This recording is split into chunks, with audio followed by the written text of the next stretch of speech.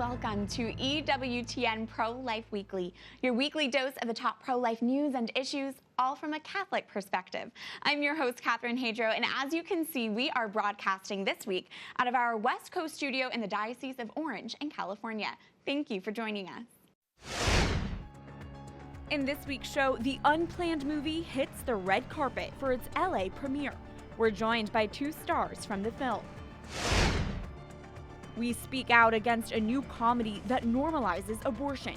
And this.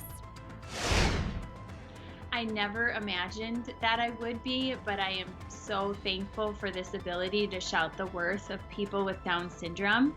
We introduce you to a group that says congratulations to couples expecting a baby with Down syndrome. But first, our top story, March 21st marks World Down Syndrome Day. The United Nations has observed this global awareness day since 2012. Down syndrome is a condition when someone is born with an extra chromosome. It's also called trisomy 21. With the rise of prenatal screening tests, we know that tragically, babies prenatally diagnosed with Down syndrome are disproportionately aborted in the womb. In the United States, it's estimated 67% of babies with Down syndrome are aborted. I spoke with a vocal defender of rights for people with Down syndrome just a few days ago. Here's my interview with Congresswoman Cathy McMorris Rodgers of Washington State, whose son has Down syndrome. Congresswoman, welcome back to the show. Wonderful to be with you. Thanks for having me, Catherine. Absolutely. As we celebrate World Down Syndrome Day, can you tell our viewers about your son, Cole? Sure. World Down Syndrome Day is March 21st. It's 3/21 in recognition of Down syndrome being that duplicate 21st chromosome. There's a third copy for those with Down syndrome. Our son Cole was born almost 12 years ago now. On April 29th, he was born with that extra 21st chromosome that most people know as Down syndrome. And his story is one where it wasn't what we expected, it wasn't what we had dreamed, and it was difficult news when we got it. Yet today, I can testify that Cole has brought us so much joy. He is a little boy that delights so many. When he comes into the room, he just fills it up with joy, and he reminds me every day as to the value and the potential of every life. He's in 5th grade. He loves basketball. He loves football. He loves to be with his family, and he just is a joyful kid. That is beautiful. Has having Cole as your son impacted your pro-life views in any way, Congresswoman? He certainly has reinforced for me the value and the potential of every life. I have been pro-life now, and to a certain degree, I feel like I knew it in my head. Now I know it in my heart. I see every day the value of every life, and it makes me sad that abortion often targets the most vulnerable. Those that have disabilities become the target instead of really celebrating every life and the value of every life. And that's what Cole does for us every day. You founded and serve as co-chair of the Congressional Down Syndrome Caucus. Can you tell us about its work? Sure. The Down Syndrome Caucus is focused on issues that are important to those with Down syndrome and other disabilities.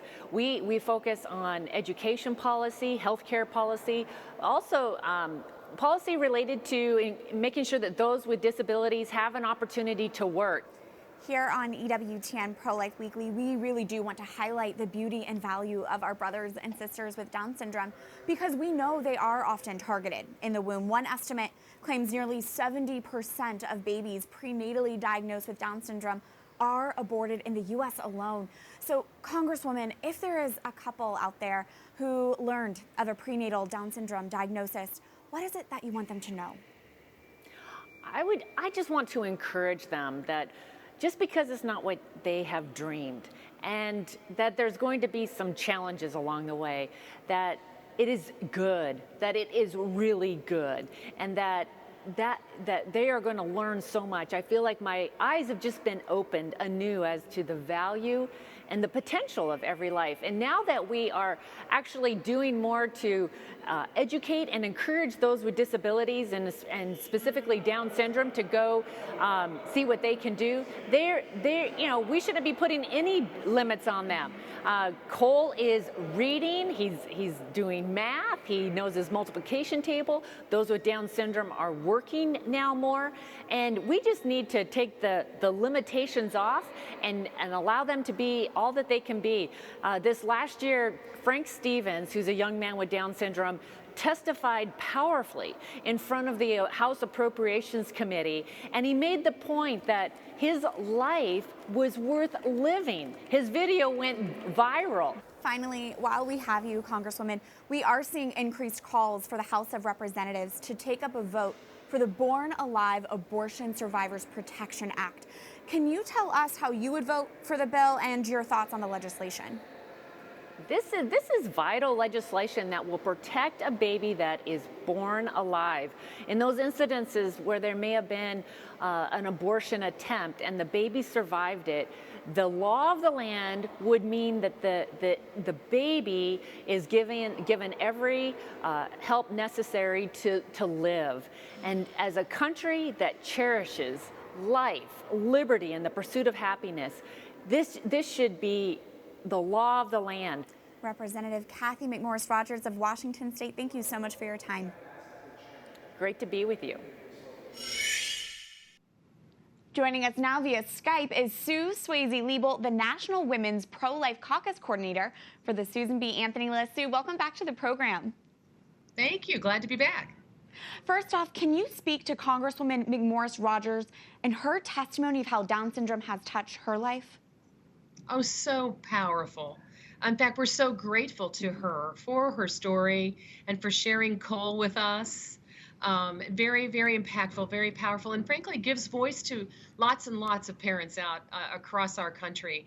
There are so many now who are beginning to speak out, beginning to celebrate their families. You see it all over Facebook now. People with Down syndrome testifying before Congress. I think she opened the door to that. Absolutely. And Sue, you have been a pro-life lobbyist in Indiana for years. What can you tell us about the legislation in Indiana seeking to prevent abortions solely because a baby has been prenatally diagnosed with Down syndrome? Absolutely.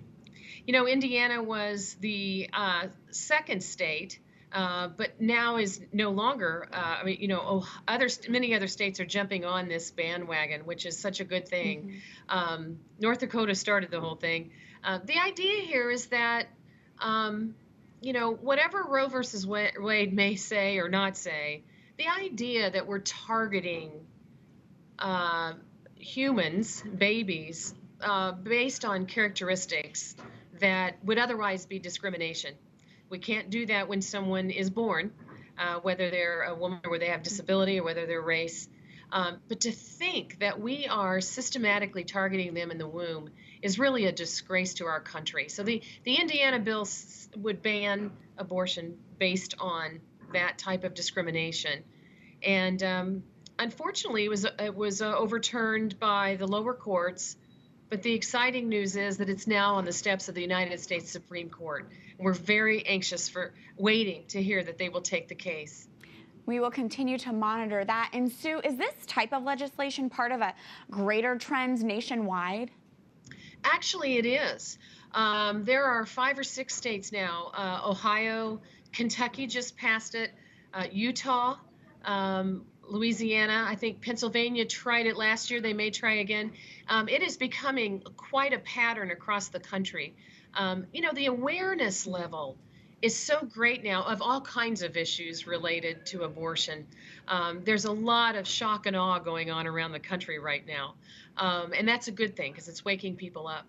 But the idea of targeting, of almost genocide, targeting people in the womb because of certain characteristics is just really unconscionable. And states are picking that up. And as for them, as to what they are able to do at the state level, they're going to try to do anything they can to stop this discrimination. And finally, Sue, do you think this issue that we're discussing is a priority for our current administration? Actually, I do. I'm so heartwarmed. President Trump, Well, a year ago, last year's World Down Syndrome Day issued a proclamation in support of persons with Down syndrome and their families. And I know that he has had visitors to the White House. He's spoken with, well, Katie Shaw is a young woman from Indiana who actually lobbied with me at the legislature. She came every day and testified and spoke before the committee. She speaks at lots of places. She was just invited to the White House just in the last few weeks to speak with the president personally. Well, thank you so much for all of your insight and your pro-life work. Sue Swayze Liebel with the Susan B. Anthony List. Thank you. Thank you.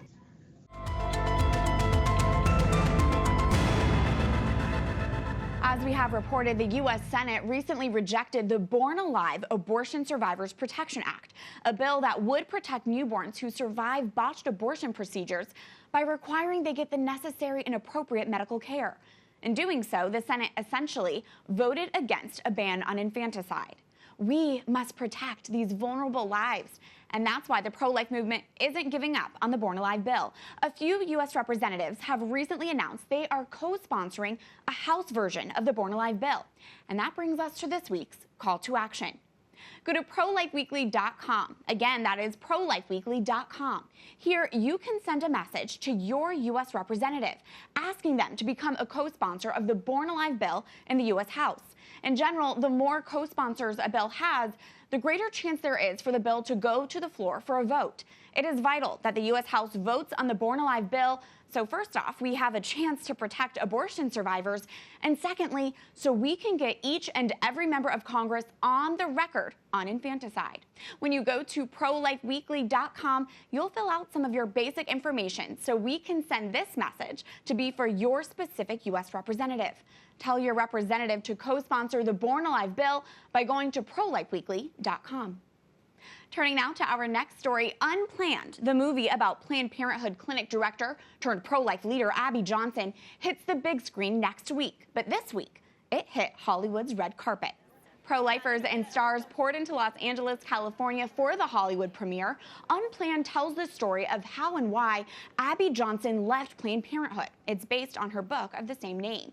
The MPAA gave the film an R rating for 3 objectionable scenes involving abortion. In response, dozens of Christian leaders, ranging from former Arkansas Governor Mike Huckabee to Dr. Martin Luther King Jr.'s niece, Alveda King, have written an open letter to people of faith, encouraging them to see the film and highlighting that it contains no nudity or profanity. The Christian leaders wrote in part, "We, the undersigned, are urging our fellow citizens to, just as they did with the Passion of the Christ, ignore the MPAA's restricted rating and watch the film anyway." And joining us now in our West Coast studio are 2 of the actresses in the film, Maura Corsini and Robia Scott. Thank you both for being here. Congratulations on the film. Thank you for having us. Absolutely. First off, can you both summarize your character in the film? Go ahead. Thank you. So I play Megan. I am Abby's best friend. I also work with her at Planned Parenthood. I'm the first one who she ends up telling, obviously other than her husband, that she's leaving. And so my journey is sort of deciding whether I want to stay at this organization that I support and have worked for so many years, or do I take the risk and leave with Abby? And I play Cheryl. I play the one that, from what I've heard, everyone loves to hate. I am the clinic director. I'm the face of Planned Parenthood. So when Abby comes into the clinic, I am the one mentoring her and grooming her and helping her to rise in the corporation. You're the embodiment of the abortion industry in the film, personified. Yes. It seems. Yes, I am. You have an extensive background and history in the entertainment industry, but today you are a Christian minister. Can you kind of speak a little bit about your journey, and do you see this role as an extension of your ministry? I actually started my career as a teenager. I saw the movie Flashdance way back in the day, and I decided I needed to be a professional dancer. So I toured the world with Prince as the Pearl half of Diamonds and Pearls in his album a few years back. And then I acted in various TV shows like Buffy the Vampire Slayer. And around that time, I became a Christian, and I was still auditioning a bit, but I felt conflicted with what is out there on television and film. And I also just had an affinity right away for the things of God, the Spirit of God, for prayer. And I knew God was transitioning me out of a 20-year career in the entertainment industry and into full-time ministry. So for about 15 years now, I've been in full-time ministry. I'm a speaker, teacher, an author of a book called Counterfeit Comforts, and I honestly had never intended to go back to Hollywood. And so it just happened where I met the writer-directors of our film, Chuck and Carrie, and they shared a bit about the movie, and I was intrigued. I thought, uh-oh, what's going on here? And they shared a little bit of, what's going on? What did I just do? Right. What's the plan? And then I saw a little bit of the script, and I was excited to go audition, and I was also wary when I saw this character, and I thought, really? Now I'm a Christian, and I'm excited to maybe be back in the entertainment industry. I'd love to do something very godly, where maybe I'm a minister, and this was obviously the antithesis of that. Right. But I knew quickly in prayer that I was to do this movie because of what the movie stands for and the importance of this role. You both mentioned you both work in the abortion industry, your characters in this film. How did you prepare for that, and did that have any impact on you? I would say that had one of the most positive impacts on me Really? ever. Because to put yourself in, we used to do a exercise in high school sometimes where we would debate something we believe in, but we'd have to debate the other side. And the way it opens your mind, even if you don't agree with them, it lets you empathize with them. And I can speak for myself when I say my character, at least, was not portrayed in a bad light, and it's based on a real person. And so I got to talk to Abby about her and what she was like a little bit, get some tips, and hopefully I did it justice. But yeah, it was super eye-opening, I would say. What about for you? To say the least. Oh my goodness. I had an idea about Planned Parenthood before I started the film, but I think, like so many Christians and non-believers in our society, we have been affected by the media and by the left media and what the propaganda that Planned Parenthood puts out so strongly and really programs us to believe that they're about health care and they're about women empowerment, and abortion is a very small percentage of what they do. But of course, as I researched it more deeply, I found that that is not the case at all. And that's why I was so passionate about doing this movie. From speaking with so many members of the cast and crew, it just seems like there's this reoccurring theme how God's hand was involved in this project. Yeah. Can you speak to the timing aspect of how things unfolded for Unplanned? Well, this was tremendous because Chuck and Carrie had the rights to Abby Johnson's book, Unplanned, for 6 years. And they're men of God. And every time they went forward to go into production on the movie, the Lord said, not yet. So they put it aside, they did another project, then they came back to it a year later. And the Lord again said, not yet. And they started to be concerned. They thought, are we supposed to do this movie? Why are we getting stopped? And finally, God released them last year to do the movie, which we did. But had this film come out 3 years ago, it would have been impactful. Yes. But even while we were shooting the film, none of what was happening What we're seeing today. What we're seeing when it comes today. to the pro-life So movement. to see what's happened in Right. New York, to see what's happened with the Senate and the bills that are being passed, I mean, this is such a time as this kind of movie. God has his hand all over it. And for the film to come out on March 29th is just, It's incredible. it's extraordinary. And the way it was done, too, it's so clear that there was a lot of divine intervention. Because, of course, Chuck and Carrie gave me that spiel of like, oh, we've been working on this, but God told us not to. And, you know, you're a little skeptical. You're like, okay, I don't know you guys yet, but we'll feel this out. And then they're like, well, we're not using casting directors. And I was like, oh, boy. Everything worked so perfectly. It could have not worked better. Every individual on the cast somehow, in some weird path, found their way to the film. Finally, as the film is set to premiere next Friday, March 29th, how does it feel that all of your hard work, it's been over a year in the making, is about to hit the big screen for everyone to see? It's unreal. It's exciting. It's definitely nerve-wracking. I don't know how you feel about, obviously, living in LA, I know a lot of liberal people, I have a lot of liberal friends, and they're the ones more than anyone that I want to see this. One of the aspects of Unplanned that I love is that it's not, this movie isn't a couple Christian guys, Catholic men who had an agenda and they're out there trying to share a message and preach something. It's just simply a true story. It's an unbiased view. It is, truly it is. And I think that's what I want people to know going into it, because reading the comments on Instagram and Facebook and all that stuff, which is hard not to do when you're interested and you want to know what people think. But it's all like, this is propaganda and this is, you know, just Christian propaganda or conservative propaganda. It's so not. It's a true story of a woman that we had on set with us to tell us this is what happened. I worked in this industry for 8 years. Like, she knows better than anyone. She was on the inside. Anyone. Absolutely. Yeah. I'm just praying that everyone who needs to see it does next Friday. Maura, Corsini, and Robia Scott, thank you for your work and thank you for being here. Thank you so much for having us. Unplanned is released on March 29th. Go to unplannedfilm.com to find showtimes and pre-order tickets. When we come back, we just realized that these babies need to be celebrated and families should be congratulated. we introduce you to a group that helps families joyfully welcome their babies with Down syndrome. Stay tuned as the EWTN Pro-Life Weekly continues after this break.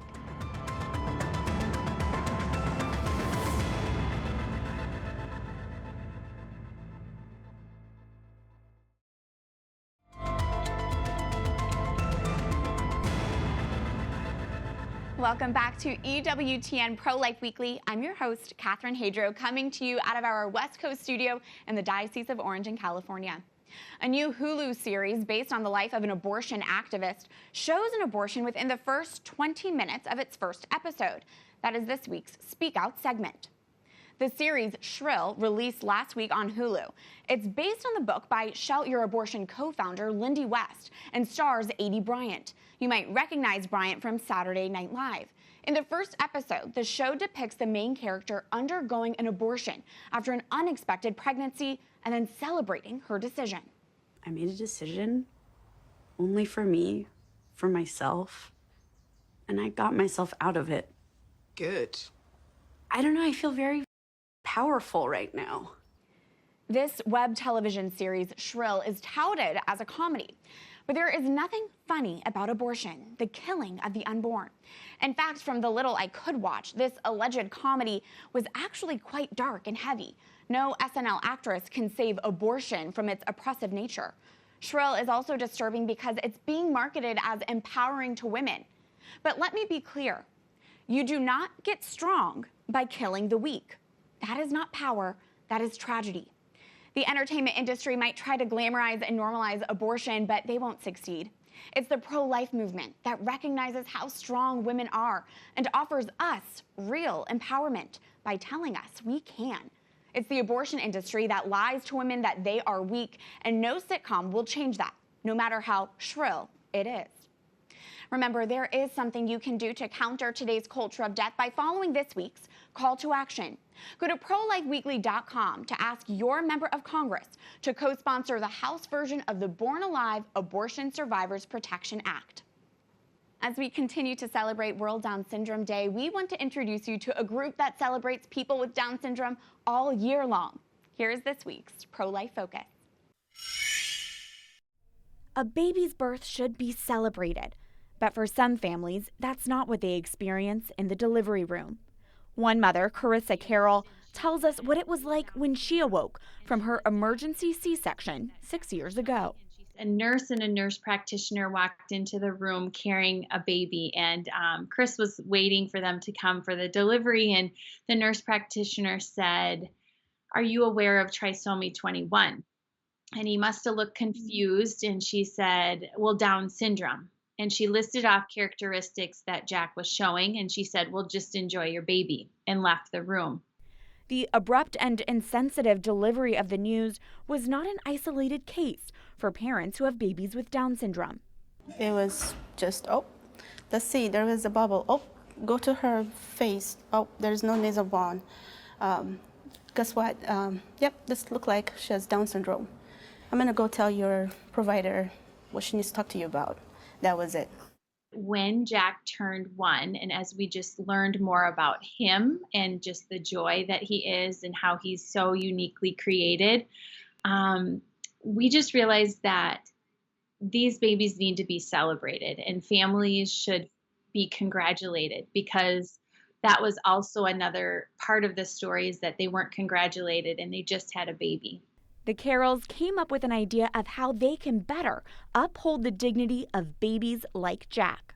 We decided on his first birthday to provide a basket full of gifts, because when you have a baby, you receive gifts, and put them with resources that are available to families and an avenue of a way to connect within the community.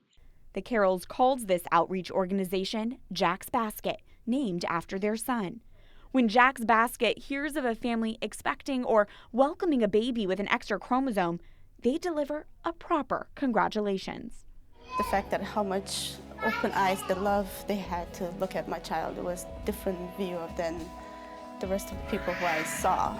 And I didn't see, oh, I'm sorry kind of thing I saw. It was congratulations, let me know if you need anything.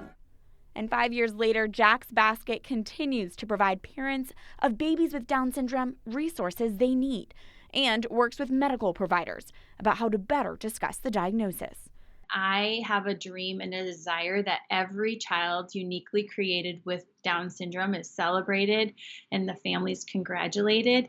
And we started sending these. We've sent and celebrated babies in 11 different countries and almost 1,300 babies.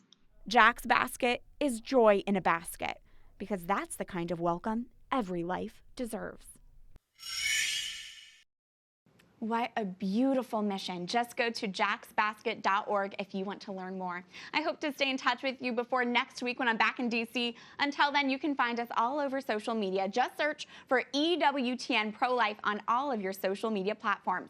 But before we let you go, we asked you all to send in photos of your loved ones with Down syndrome. And wow, did you respond with incredible messages. We end this week's show taking a look at the beautiful faces of our brothers and sisters with Down syndrome on this World Down Syndrome Day. Take a look and remember, life is a gift. Your life is a gift. God bless.